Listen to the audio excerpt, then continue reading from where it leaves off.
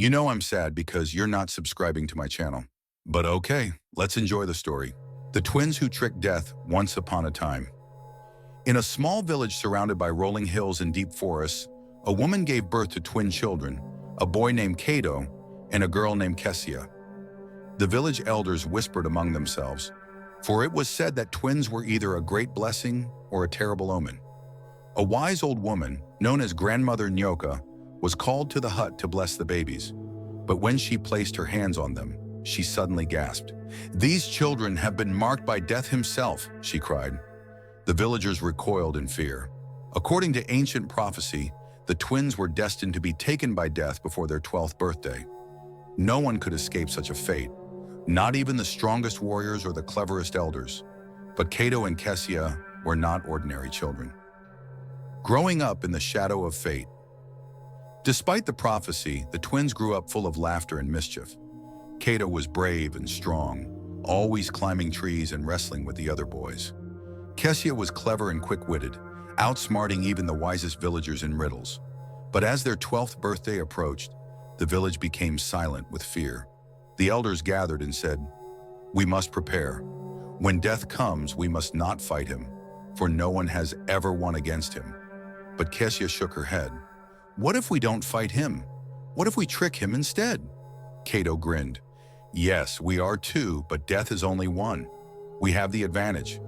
And so, the twins devised a plan that no one had ever dared to attempt before. The night death came on the night of their 12th birthday. The sky turned dark, and a cold wind swept through the village. Death arrived, cloaked in shadows, carrying his long staff. His hollow voice echoed through the village. "Kato and Kesia, your time has come."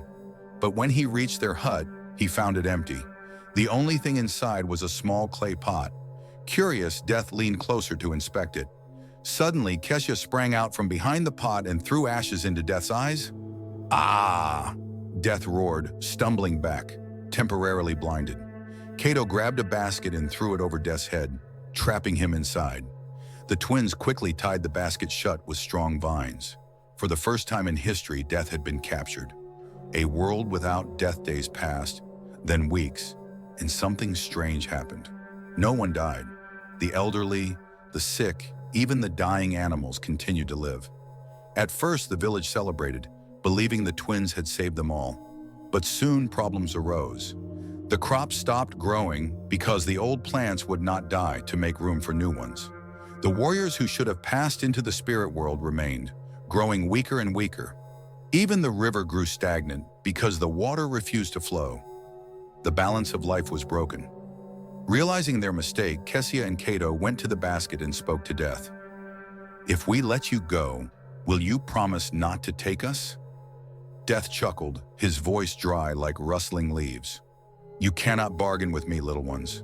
But because you have tricked me, I will make a deal. I will not take you until the day you outsmart me again.